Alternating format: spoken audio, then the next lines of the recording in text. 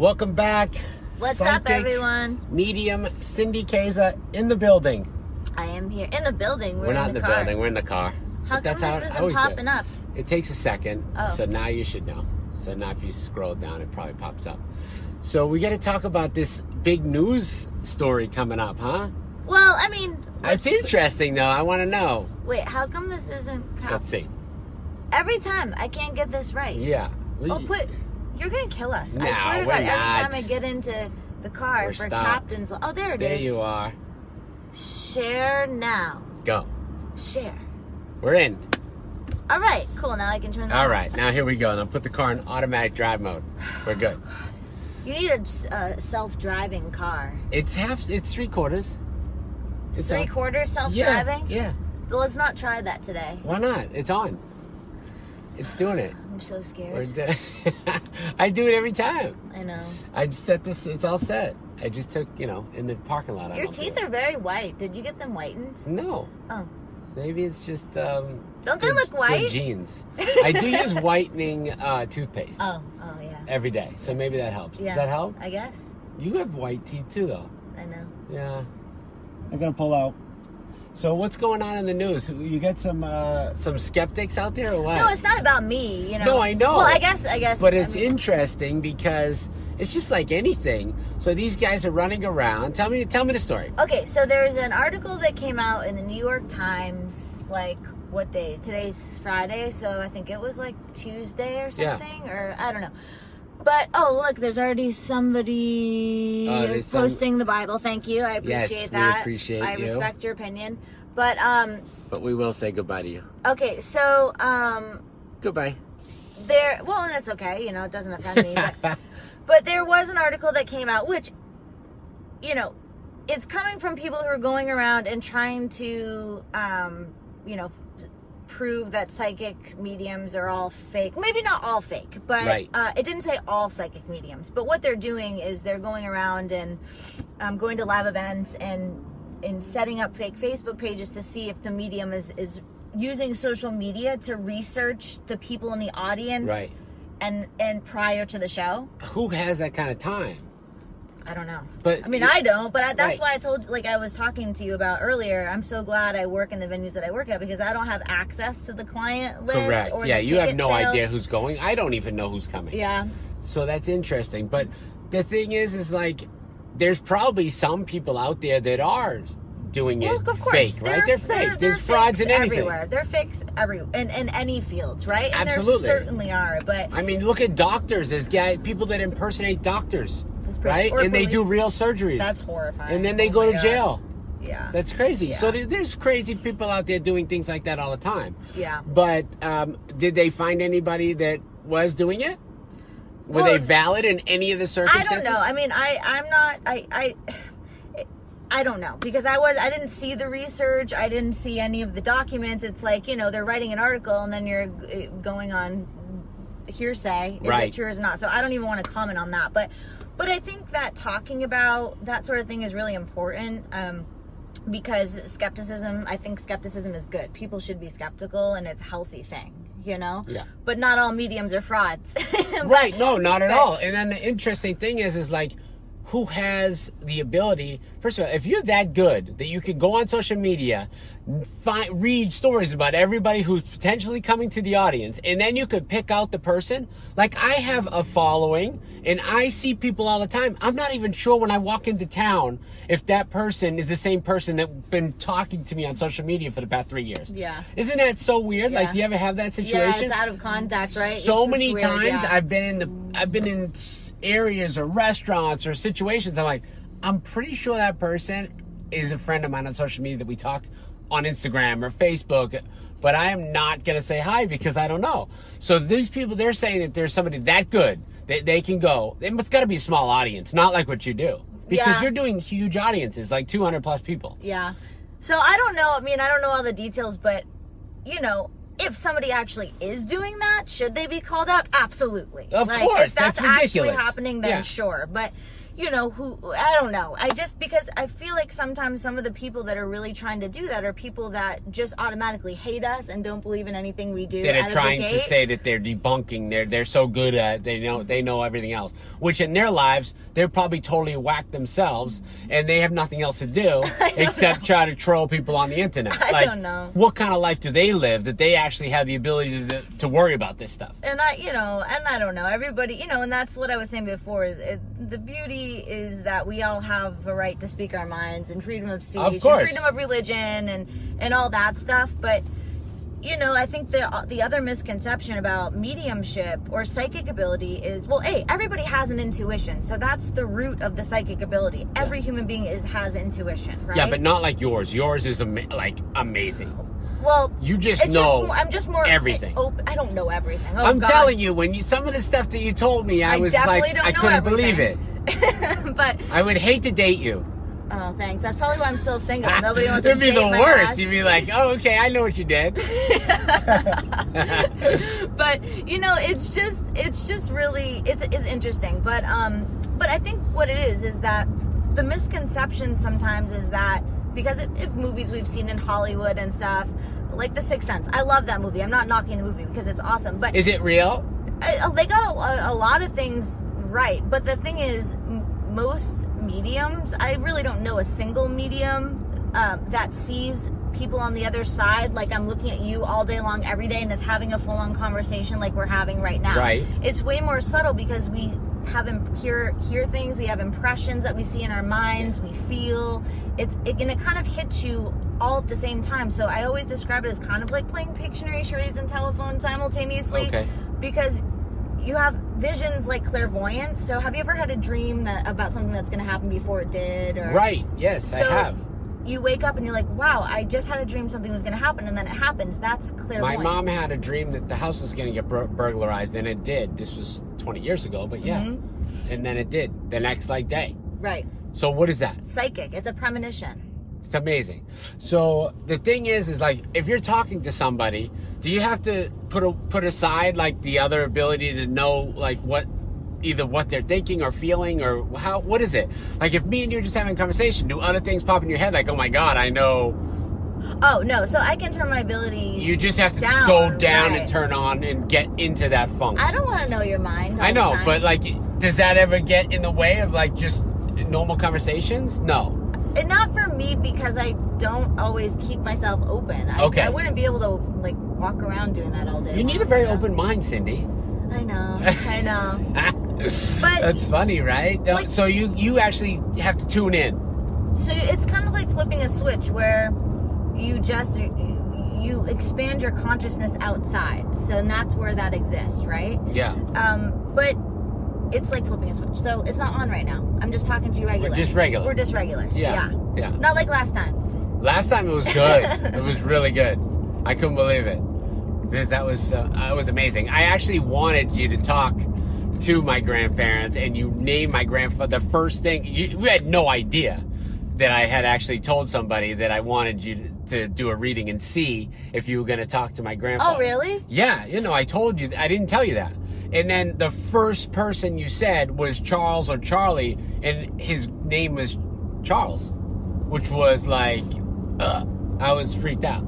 And then we were talking, and everything, of course, was spot on. But amazing that you like knew the name. I mean, how many names are there? Who knows, right? And you just picked that. And I hadn't mentioned that name in years. That was just amazing.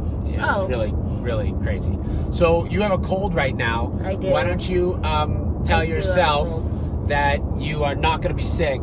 I know, mind over matter. Yeah. Mind over matter. I know. That's what you should do. I've been sick so much this year. It's so annoying. It's like it's a lot of traveling. But I fly everywhere. So yeah, it's a lot of traveling. It's hard. Yeah. But you're in sunny Florida, performing at Off the Hook Comedy Club I'm tonight. super psyched. 2 shows, 6:30 and 8:30. How cool is that? And then tomorrow. Ann says I'm a skeptic. Awesome, man. Skepticism is awesome. Totally cool. Yeah, come see the show because you will be turned. It's amazing. I'm telling you. Well, I think because I've seen so many, and it's just amazing how you basically take the entire audience and like break down people's like lives, and everybody's like, oh my God, it's so right. And people are crying and people are happy, and it's really an amazing experience. And I love working at comedy clubs. I always say this because it's such a fun environment where people can have some food and hang out with their friends and like feel relaxed. It's not as, you know. Yeah, you open up. I like your intro, because then you kind of like put everybody at ease, and you tell them like, tell me what you say, because you say some stuff that's like good for everybody in the audience, so that way like everyone's kind of open. Well, I think laughter is a great medicine, right? Yeah. So I like to. It's not light because you're dealing with death, but I like to bring a sense of humor to it, you know? Yeah. Because laughter is so healing, and honestly, people will come through from the other side and they're funny. They're the ones like calling people out on their stuff. I always say, nothing's safe, you know? Right. What happens in Naples stays in Naples, right? Because people's stuff comes out. It does. People in the audience are like taken back.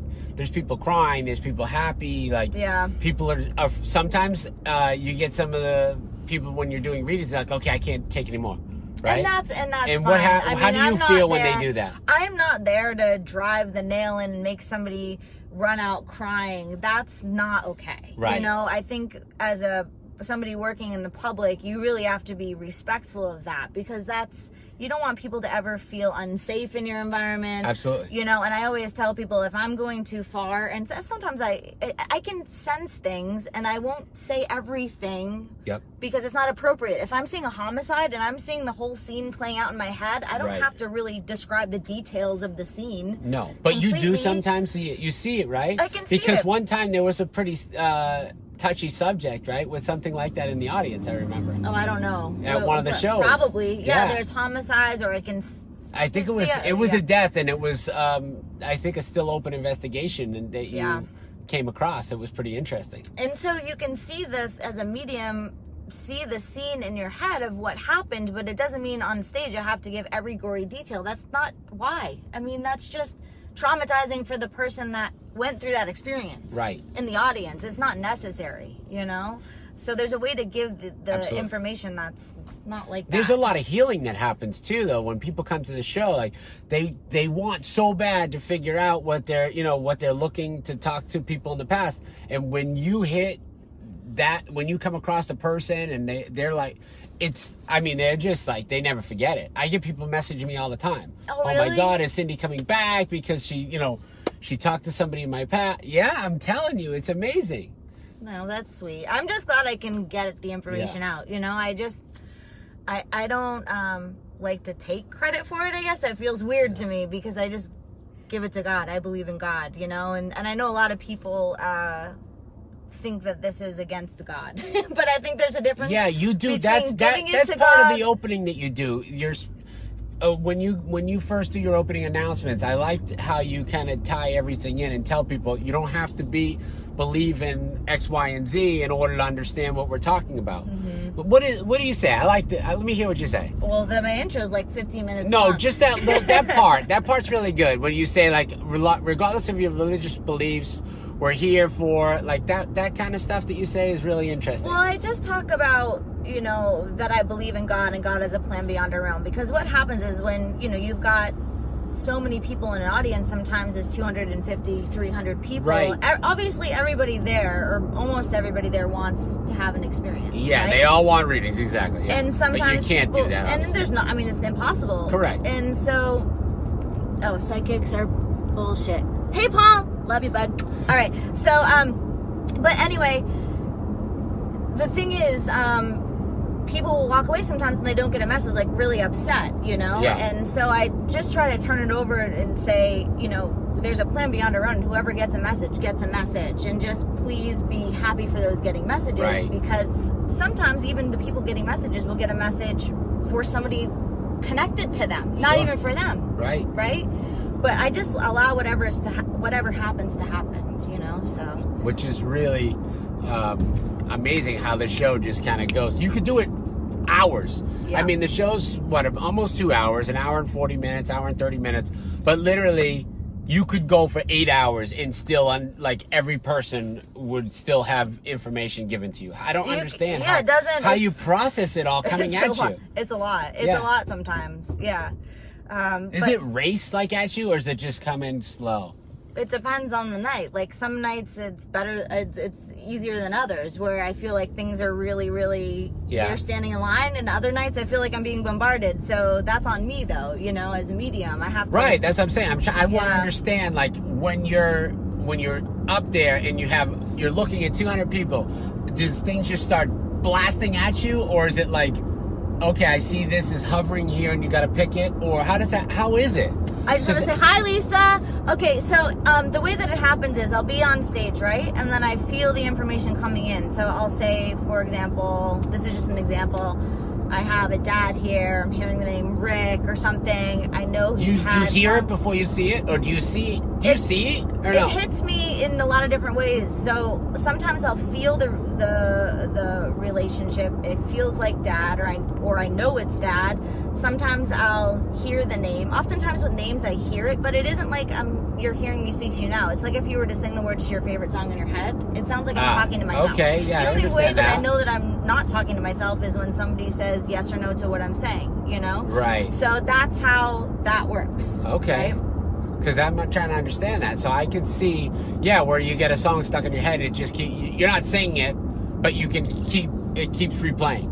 So that's how some of the messages come? Or I'll see, I'll feel, I'll hear, and then I have to, sometimes it does feel like you're putting the pieces of a puzzle together. So the misconception is people say, oh, well, if you're really communicating with people on the other side, it should be like I'm talking to you right now. It should be like this, but it doesn't come through that way. See, people are like, oh, thanks, Heidi. Be quiet, Fred. Stop yelling, Fred. Hey, Jennifer, what's up? Whoop, whoop. All right.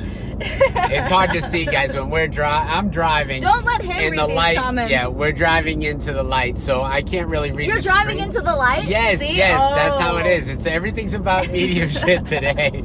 We like to use a lot of puns. I know. No, but, you know, and look, my job, and I always say this, is not to turn every skeptic into a believer. That's entirely impossible, and it's not why I do what I do.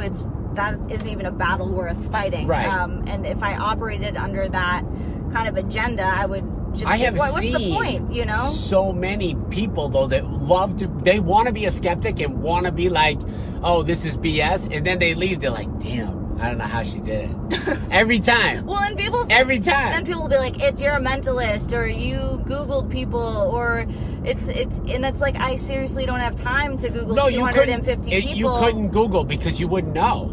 So you couldn't tell. I don't know who's on the list right now. Right. You have no way. I mean, unless you're a hacker. And I don't even sell the tickets. And you can hack Eventbrite, which is the third largest online portal in the world. They're selling after freaking Amazon and Apple. Did you know that? So nobody's hacking Eventbrite. You can't get the list. There's no way. Yeah. Yeah, they're the third largest online portal. Yeah. They sell like billions of dollars every day. Mm-hmm. It's insane how much money they're making.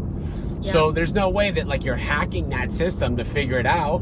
And you know, at the end of the day, like it's par for the course that people are going to say that stuff, and I know that, you know. So I just keep doing what I do, and I try to help as many people as I can, and I welcome skeptics to my events. Please come. And you know, it is what it is. Right. You know. So that's where it's at. It's the only way. Well, I love when you're on the Captain's Log. You're one of my favorite guests, always one of my favorite people. Don't miss Cindy. She's going to be at Off the Hook. This is a 3-day gig. Usually you're only here for one night. Right. So you're here Friday, Saturday, Sunday this week at Off the Hook in Naples, Florida. Get tickets at offthehookcomedy.com. This is the Captain's Log. I'm Captain Brien, Cindy Kaza. We're having a great time, and we're going to be live right now on 103.9. Tune in. We're going to be on Big Mama. We love you guys watching. Ask questions, Fred. We can't change your mind, but that's okay. Come see a show that you'll be blown away. Have a good one. Bye.